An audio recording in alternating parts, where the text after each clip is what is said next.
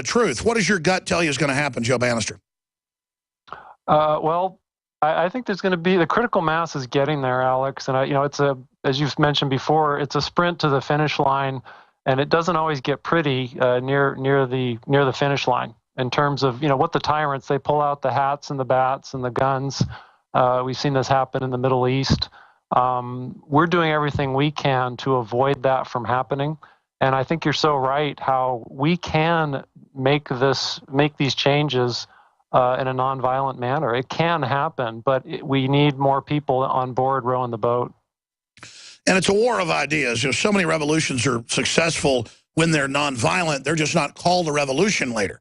That's one of the biggest psyops, is how they brand revolution as violent when those hardly ever work, because they want you to try what doesn't work or tends to bring in something worse, when it's the velvet revolutions of ideas that happen, and it's called a renaissance. Let's go ahead and talk to Dylan in South Carolina. Thanks for holding. You're on the air. Hey, Alex. Thanks for taking my call. Thank you. Hey, I know I don't have much time left on here because I know we're in overdrive, so I'm just going to get straight to the point quickly. It's fortunate that the shooting in North Charleston here a couple of days ago was resolved peacefully. I actually have pictures in my possession of what Charleston County Police have in their armory that they're probably itching to use really bad. They have multiple Bearcat armored vehicles. They even have an armored mobile command center, and they even have flying surveillance drones and over 200 M16 automatic rifles. We actually also have a steel manufacturing company that produces MRAPs here in South Carolina that's only about 30 or 45 minutes away from Charleston. And they've been producing them ever since 2007, I think. And back in October in 2014, there's a nearby city named Somerville. They actually had flying drones, metal detectors, and even a SWAT team on standby at a homecoming football game. And the scariest thing— I know, it's all part of conditioning the public in preparation for economic collapse. And you're, of course, talking about the town where the cop got caught shooting the black man in the back and then framing him with a taser. And, of course, the media bought into what the police said until the video surfaced. And Kit Daniels has an article on Infowars.com about that right now. But my point here is, again, they're pre-positioning the economic collapse. They tell the cops they're in a war, get ready for it. Then they act like they're soldiers. Then they get attacked. Then they get federalized. When they know statistically the police are pro-Second Amendment on average and more apt to not go along with the globalists.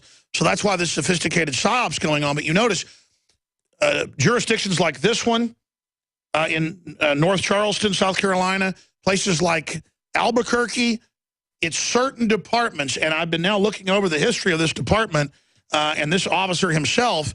It's definitely a bad department from what I've seen. And you're saying you're a local. I would love you to send us those photos and your commentary, and we do an article around that, Dylan. Sure. What's the best way I can send them to you? Just say something like North Charleston photos and send them to showtips@infowars.com, and then write a description to them, and then we'll try to do it. We'll first call and ask them about their NRAPs. We'll do a search. I'm sure they've shown them in public, so we'll mesh them up with your photos. We'll do some research, and then we'll put a story out. All right, will do. It's real simple. We'll just look at their MRAP, search that term, compare the numbers on it to what you give us, and then people just like the fact that it's inside the armory.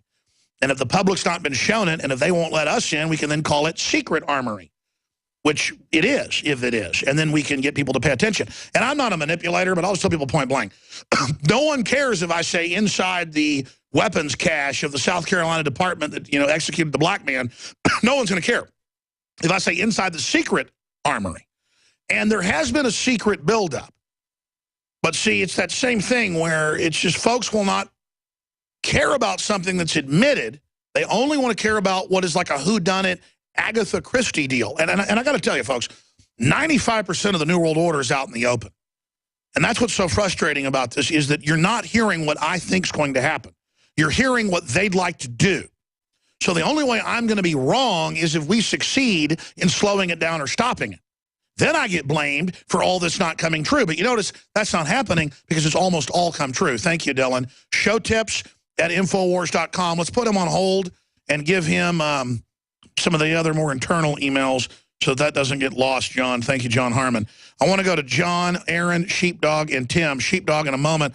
We're skipping this network break and going right to the bottom of the hour and then letting Joe Bannister get out of here. Then I've got a conference call on launching this system on satellite and TV stations nationwide, so I've got to go at the bottom of the hour. But briefly, hearing what he just talked about, remember when I was down there making a police state film in '99 covering Urban Warrior, which trained to confiscate guns in the Bay Area on record? Nobody was talking about it then. Now, at least, there's a national debate. Joe Bannister. Very much agreed, Alex. And I mean, even when I think back of how little of the the pit that I saw, and how much more you saw even back then, I think your conversation with the judge illustrates how it's so beneficial that you delve into so many different areas. And even myself, who focuses on taxation, but we need to make our presentation as wide as possible, because you never know what line in the sand you're going to help someone cross. With the judge, it had to do with the IRS. But for someone else, when they see the arming of the police departments, that might be their line in the sand. So it's really important to have a wide variety of topics, because there's a wide variety of people out there, with their lines in the sand that they haven't crossed yet. But once you show them that key piece of information, all of a sudden they're with us. And the globalists have done the math, and they know the military, number one, and police, number two, are some of the most awake people because they've been decompartmentalized, living it, that they're natural allies of local government and state government to take the country back. That's why they want a civil war. And I get a lot of criticism going, what's this butt-kissing of the police? You're the guy that exposed the police state. Yeah, so the globalists couldn't take over the police. I tried to stop that. It didn't mean I hated the average cop. And, I mean, it's simple. George Soros wants a war on the police to drive them into the Fed's arms and fully complete their journey to the dark side. That's what's going on. John in Sheepdog's up next. Sorry. Sheepdog and then John. You're on the air, Sheepdog. Who's on the open road somewhere out there in a FEMA region. Go ahead. Hey, how you doing, Alex? Good, brother. Thank you.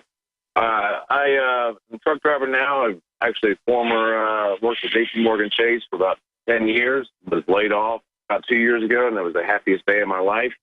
But I still have friends there and pretty high up in the corporate ladder. And one of them sent me a letter yesterday that was sent out by Jamie Dimon to all the corporate executives. It has some very spooky wording in it. It basically, I only got sent a screenshot of the first part of the letter, but the first 3 bullet points is what I wanted to bring up on the show. Please, sugar on top. Send that to showtips@infowars.com. But tell us what's in it. Yeah, the first bullet point is it basically says we have an outstanding franchise. Our company has emerged as an end-game winner, but we need to earn it every day. The second bullet point is we build for the long term, we manage through the cycle, and we always are prepared for the toughest of times. The third bullet point, this is where it gets really spooky. It says we will successfully navigate the new global financial architecture, and then in parentheses it says, and we are well on our way to having fortress controls. No idea what that means. I do. It freaks me out. Sir, that is so dynamite. You promise me, and I'll take all the headers and stuff off, but we've had national news so many times with internal bank stuff. Pretty please, will you... How fast can you email me that internal Chase document? Oh, I can do it right now. I stopped in a rest area so I can speak to you. Okay, I'm going to tell John Harmon. I'm going to go off air here for just a minute and give him a private email. Oh, that's right. He's not on the Genesis system. I forgot what their phone system's down. Yeah, when you're done with this call. Yes, sir. We'll just get your number, and then I'm going to hand you off to probably Paul Watson, because he writes a lot of the banking stories, but screenshot it, whatever. Just get me that document. That is so creepy. Certainly. You know, he's in the news today saying get ready for a huge crisis. Did you know that? No, I didn't. I haven't seen that yet. And you know, one of the things that I like to do out here, I talk to every driver I can. There's a lot of them that are awake out here. The one thing that your store is lacking that I would be the first one to purchase would be if you made an InfoWars set of mud flaps for truck drivers. Beautiful. That would be huge. Weldon Henson's listening right now, and we could even go with our own style Yosemite Sam and say, back off my rights, Infowars.com. Oh, that'd be beautiful. I'd have him on immediately. Hates tyrants. All right, listen, we're going to put you on hold, Sheepdog. Don't leave. I want to see that document. Get it emailed to showtips@infowars.com. By the way, so many times we've gotten a Goldman Sachs or other document and people don't believe it, and then like 20 more get sent in. So I would imagine folks have that Chase document. We really need those. But yeah, in-game for Fortress Takeover. We're in-game players. Well, yeah, they engineered the last Great Depression. That's their whole ball game. Wow, that was a chilling call, wasn't it, Joe Bannister? I'll say that the plans call for us to be locked out of the party, don't they? Well, Homeland Security has a declassified nationwide takeover plan called Operation Endgame. I mean, it's just unbelievable. We're going to be left out in the cold unless we wake up very, very rapidly. Yeah, I mean, that's the thing. A lot of people saw this 50 years ago and fought it, and they were mainly military officers, people in Congress, and police chiefs and folks who were being brought into some of this and saying, I'm not going to go along with it. They held it back for so long. Now it's here. But the good news is we've been making provision for it, so we're not flat-footed. I think the globalist plan didn't have that in mind. John in Wisconsin, thanks for holding her on the air with Joe Bannister of agentfortruth.com. Go ahead. Yeah, I'm glad you got your problem solved after about 14 years. Oh, yeah, my hernia? Thank you. This whole thing with Rand Paul yesterday in the news, that was the setup. They did that purposely. They put those women up there and to push his buttons. And oh, yeah, now it's the women have woke up. They don't like him. Of course. Huge PR rollout. Yeah, and now I see while I was waiting to get on to talk to you that they're going to release the dash cam footage of that shooting. The police officer and that black guy. And we'll see how edited that comes out. And then one of my constituents here in Wisconsin got an ad that O'Hare for coming back from Turkey because he couldn't get into Syria today. So everything is going real well with the country. Oh, yeah. God bless you. I love John's voice. You could be like a character in a movie. Aaron in Washington, moving quick. We'll try to get Ted in Tennessee. Go ahead, Aaron. Hey, I must say that since you've taken the shirt off, you look amazing, Jones. You really look yoked and everything, so congratulations. All right, look, I still don't look great. I look a lot better than I did. I've lost over 60 pounds, so I'm just showing folks what the products did. If I could just suggest another good supplement, it's called Elysium Health, and they have a great basis product if your Info Warriors want to check that out. And can I live in the golden fields of Elysium? I might try it. Oh, there's a lot of great supplements out there. I'm just saying we've got some really good ones, and I appreciate folks supporting us. Aaron, you're calling in from the District of Criminals. What's your take on Rand Paul? I'm sorry, it dropped. I didn't hear you. I see you called in about Rand Paul. What's your take on that? Listen, I think Rand Paul is great. I'm just concerned that you might be a liability for him. Do you think he's willing to take you on board? Because I think you could be the guy that is his mouthpiece. No, he listens to a bunch of establishment guys. He's going through the system trying to win. He's a good guy. I could get him on the show. I've had him on a couple of years ago. I don't even try because I'd have to call him up at home. The last time, his people wouldn't let me through. And I said, I don't like the fact that he said he wanted to come on and you're doing this. So I had to call him up at home. And I'm just not going to do that or call his daddy up. I don't even care. I mean, obviously, yes, they're going to try to make me a liability. And if he says it's a liability, then he's gone into their trap. People want someone who's radical. They want someone who makes a major, break with the system. They're sick of the establishment vomit. Aaron, I got to jump. Sorry to Ted in Tennessee. You'd be our tail gunner, but we're out of time. But what is your take on, should we water down what we're saying, Joe, or should we double down? I think we should double down. Of course, I'm not running for office, but I think it's so important. I mean, Americans need to look at the track record of the Republican establishment. They talk about making heads roll. They put on a good performance there at these hearings. But what ends up happening? So do you want someone that's going to keep on saying, we're going to get you, and never do? Or do you want somebody that actually We're on makes the things march. happen?